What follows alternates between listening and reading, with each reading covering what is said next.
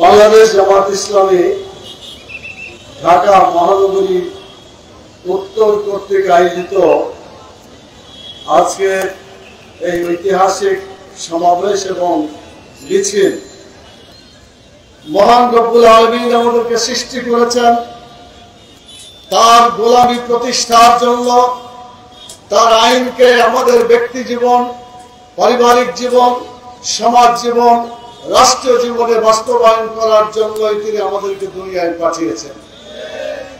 আমরা অত্যন্ত দুঃখের সাথে লক্ষ্য করেছি বিগত বাংলাদেশের 54 বছর, পাকিস্তান আমলের 24 বছর, 78 বছর এই এলাকায় আমরা কোরআন সুন্নাহর আইন, আল্লাহর দেওয়া আইন আমরা একটিবারের মতো দেখতে পাই না।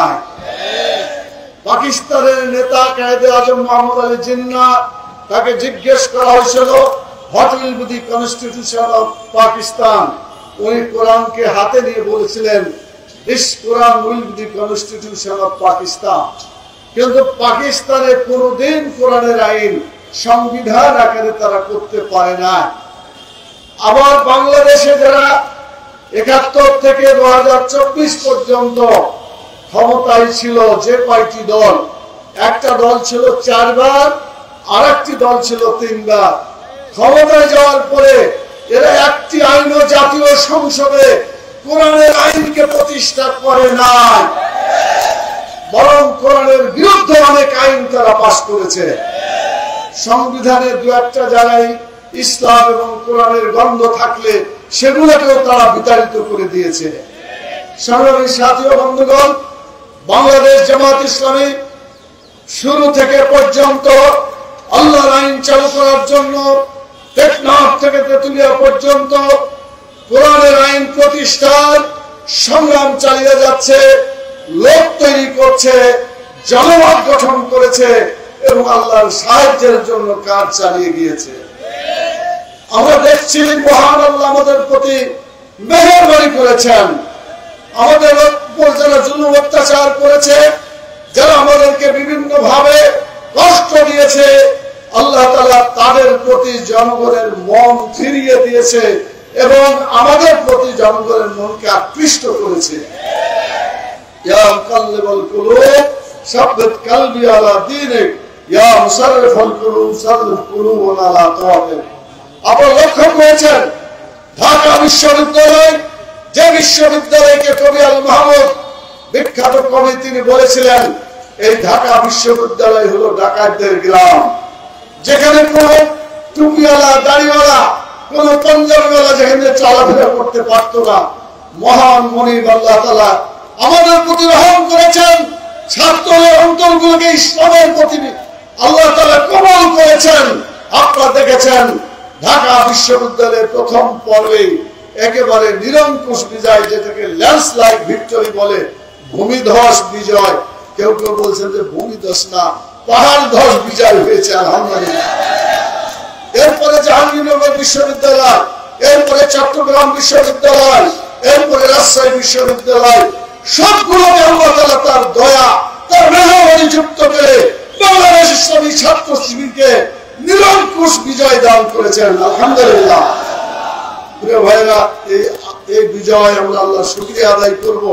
ফাসাব্বিহ বিহামদি রাব্বিকা ওয়াস্তাগফির। যখন তোমরা বিজয় লাভ করবে তখন আল্লাহর তাসবিহ বেশি করে পড়বে, যখন তোমরা বিজয় লাভ করবে তখন আল্লাহর প্রশংসা করবে বেশি এবং আল্লাহর কাছে ক্ষমা প্রার্থনা করবে। আমরা আল্লাহ তাআলার এই মেহেরবানির জন্য আল্লাহর কাছে আমরা বিনীতভাবে আমরা মাথা নত করে আল্লাহর কাছে সিজদা নত করব এবং এটার জন্য আল্লাহর কাছে দোয়া করব। এইভাবে আল্লাহ যেভাবে 4টি বিশ্ববিদ্যালয়, বাংলাদেশের সবচাইতে বিখ্যাত, এমনকি ঢাকা বিশ্ববিদ্যালয়কে অক্সফোর্ড বিশ্ববিদ্যালয় বলে অনেকে বলে থাকেন, সকল বিশ্ববিদ্যালয়ে আল্লাহ তাআলা যেভাবে ছাত্র জনতার মনকে ইসলামের দিকে ফিরিয়ে দিয়েছেন, আমরা বিশ্বাস করি আগামী জাতীয় সংসদ নির্বাচনে দল, মত, জাতি, ধর্ম নির্বিশেষে সকলের অন্তরকে ইসলামের দিকে আল্লাহ তাআলা ফিরিয়ে দিচ্ছেন এবং দিবেন ইনশাআল্লাহ। আপনারা একটা রিক্সাওয়ালা, ঠেলে গাড়িওয়ালা যাকে জিজ্ঞেস করবেন যে বলবে যে এই নেতাকে দেখেছি, ওই নেতা দেখেছি, এই দল দেখেছি, সেই দল দেখেছি, এই আদর্শ দেখেছি, ওই আদর্শ দেখেছি, এই মতবাদ দেখেছি, ওই মতবাদ দেখেছি, কোনটাতে শান্তি দিতে পারে না। আমরা দেখতে চাই বাংলাদেশ জামাত ইসলামী যে ইসলাম নিয়ে আন্দোলন করছে, এই ইসলামের শান্তি আমরা দেখতে চাই। এজন্য কাউকে ভোট নয়, আগামীতে ভোট হবে জামাত ইসলামের পক্ষে, জামাত ভিক্টরি হবে ইনশাআল্লাহ। আমাদের দেশটা ফ্যাসিস্ট সরকারের অত্যাচারে অনেক কষ্ট পেয়েছে, অনেক মানুষ কষ্ট পেয়েছে, লাঞ্ছিত হয়েছে।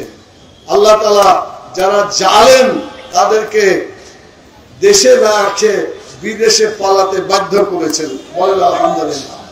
কিন্তু তারা এখনো কিন্তু চেষ্টা শুরু করছে, এখানে আগুন, সেখানে আগুন, এখানে সন্ত্রাস, ওখানে সন্ত্রাস, বিভিন্ন ভাবে আবার ফিরে আসার চেষ্টা করছে। আমরা স্পষ্ট করে বলে দিতে চাই, বাংলাদেশের তৌহিদি জনতা জালেমকে বিতাড়িত করেছে, ওই জালেমকে আবার সুযোগ দেওয়ার কোন প্রশ্নই আসে না। প্রিয় ভাইরা, আমরা হুঁশিয়ার করে দিতে চাই, বাংলাদেশের জনগণ সহ যারা এখানে টিকে আছেন, কোন পার্শ্ববর্তী দেশের জুলুম, অত্যাচার, নির্যাতনকে আর বাংলাদেশে আসতে দেওয়া হবে না। সংগ্রামী সাথী ও বন্ধুগণ, আমি আপনাদের প্রশ্ন করি, বাংলাদেশে বর্তমানে উপদেষ্টা সরকার আছে, এই সরকার বেশি দিন কি থাকবে? ফেব্রুয়ারি পর্যন্ত আশা করা যায় নির্বাচন হলেই তাদের সমাপ্তি ঘটবে। আমরা উপদেষ্টা সরকারকে বলবো, যেভাবে নির্বাচন করলে সত্যিকার নির্বাচন হয়, সেই নির্বাচন আপনি করেন, আপনার নাম ইতিহাসে লেখা থাকবে। কিন্তু আগের মতো 2014 সালে বিনা ভোটের নির্বাচন, 2018 সালের দিনের ভোটকে রাতে করা, এবং 2024 সালে তারা আমি এবং দামি যে ভোটগুলা করেছে, এইরকম স্টাইলে যদি ভোট হয়, তাহলে জাতি আপনাকে কোনোদিন ক্ষমা করবে না। সেজন্য বর্তমানে যে সমস্ত প্রশাসনের লোক আছে, এই প্রশাসনের লোকগুলোকে রাখা যাবে না। এরা ওই সমস্ত লোক যারা বিগত সরকারের দেশ এবং জাতির দুশ্মনী করেছে, কথা ঠিক কিনা বলে। এই জন্য সকল প্রশাসনে যারা অবস্থান করছে, সবগুলোকে বাদ দিয়ে নিরপেক্ষ এবং অন্যান্য যারা আগে এইরকম দোষ করে নাই, খুঁজে খুঁজে কমপক্ষে অত মন্দ না, কম মন্দ তো আছে, তাদেরকে খুঁজে খুঁজে সেখানে দিতে হবে। কোন খারাপ লোককে প্রশাসনে রাখা যাবে না। 2 নম্বর, যারা অন্যায় করেছে, মানুষ খুন করেছে, হত্যা করেছে, খুন গম করেছে, বিভিন্ন ভাবে যারা মানুষের উপর অত্যাচার জুলুম করেছে, এর বিচার কিন্তু হতে হবে, কথা ঠিক কিনা বলে। বিচার যদি হয়, তাহলে অন্যান্য লোক ভয় পাবে, তারা আর অন্যায় করার সাহস পাবে না। আর যদি বিচার করে না হয়, আরো অসংখ্য লোক এভাবে অন্যায় করার জন্য এগিয়ে আসবে, কথা ঠিক কিনা বলে। এই জন্য আল্লাহ তাআলা বলেছেন, ওয়ালাকুম ফিল কিসাসি হায়াতুন, কিসাসের মধ্যেই মানুষের জীবন নিহিত আছে। আমরা পরিষ্কার করে বলতে চাই, বিচার অবশ্যই হতে হবে। নির্বাচনের আগে বিচার জনগণ দেখতে চায়, বিচারের মুখোমুখি যারা হয়েছে তাদের ফলাফল জাতি দেখতে চায়। কোন টালবাহানা করে বিচারকে দীর্ঘায়িত করা যাবে না। দ্বিতীয় যেটা আমরা বলতে চাই, সেটা হলো যে আমরা একটা নতুন সিস্টেমের কথা বলছি, PR, প্রপোর্শনেট কি রিপ্রেজেন্টেশন, মানে আনুপাতিক হারে নির্বাচন। আমি 1 মিনিটে আপনাদের বুঝাইতে চাই। 100টা লোকে যদি 4টা লোক ভোটে দাঁড়ায়, একজন পেল 25, একজন 24, একজন 23, একজন 22, বলেন তো ভোটে পাশ করবে কে? 25টা পাশ করবে। তাহলে বাকি যে ভোটগুলা থাকলো, কত থাকলো? 75। এই 75 লোকটা ভোটের কোন দাম থাকলো? এটা পচে গেল। বাংলাদেশে একটা কথা আছে, ভোট পচে গেল, বলছেন এরকম। আমরা পাবলিকের ভোট পচতে দিতে চাই না, জনগণের ভোট কিছুতেই আমরা ক্ষতি করতে চাই না। জনগণ আমাদের সাথে আছে। ইতিমধ্যে পত্রিকায় বলা হয়েছে 71% জনগণ এই PR এর পক্ষে। আর বাংলাদেশ শুধু নয়, সারা দুনিয়ায় প্রায় 91টা দেশে PR পদ্ধতিতে নির্বাচন হচ্ছে, কথা ঠিক কিনা বলেন। অতএব এটাকে অবহেলা করা যাবে না। এটার জন্য প্রয়োজনে যারা বিরোধিতা করছে আমরা চ্যালেঞ্জ দিয়ে বলতে চাই, সাহস থাকলে আজকে গণভোটের মুখোমুখি হন, দেখা যাবে আপনাদের পক্ষে জনগণ না পিয়ারের পক্ষে জনগণ। কথা ঠিক কিনা? এই জন্য আমরা বলতে চাই নভেম্বরের মধ্যেই গণভোটের ব্যবস্থা করে প্রমাণ করতে হবে পিয়ারের পক্ষে দেশের জনগণ আছে। আর যদি পিয়ারের পক্ষে জনগণ ভোট দেয় তাহলে আপনি না দেওয়ার কোন অধিকার রাখেন না। শেষের কথা যেটা আপনাদের কাছে বলে আমার কথাকে একেবারে সীমিত করতে চাই, সেটি হচ্ছে বিগত হাসিনা ফ্যাসিস্ট সরকারকে যারা ক্ষমতায় থাকতে সহযোগিতা করেছিল, আপনারা জানেন কোন নড়বড়ে জিনিসকে যদি টাইট করতে হয় আমাদের ওইদিকে বলা হয় চাঁপাইনবাবগঞ্জে পেলা দিতে হয়। আপনারা কি বলেন? কি বলেন আপনারা? ঠেস দিতে হয়।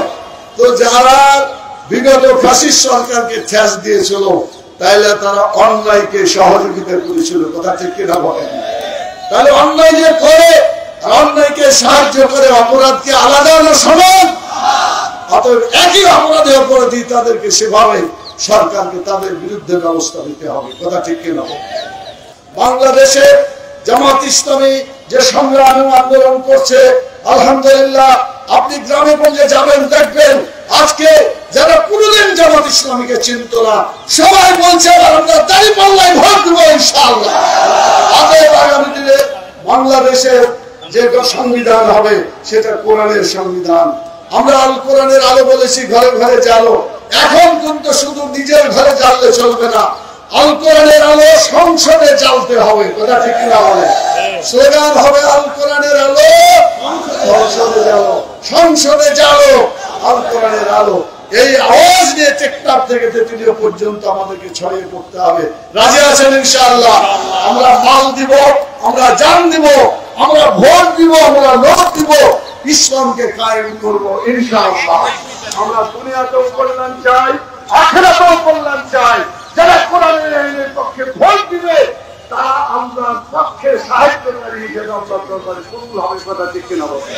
আজকে আল্লাহর পক্ষে ভোট না দেয়, সূরা ইয়াসিনের 65 নম্বর আয়াত আল্লাহ বলছেন আল-ইয়াওমা নাখতামু আলা আফওয়াহিহিম ওয়া তুকাল্লিমুনা আইদিহিম। সেদিন মানুষের মুখ বন্ধ হয়ে যাবে, হাতে কথা বলবে, পায়ে সাক্ষী দিবে। কথা ঠিক কিনা বলেন? অতএব আল্লাহর তো হাত দিয়ে সিল মারবো আল্লাহর আইনের। কথা ঠিক কিনা বলেন? আল্লাহর আইন যেখানে সেখানে আল্লাহর আইন যেখানে সেখানে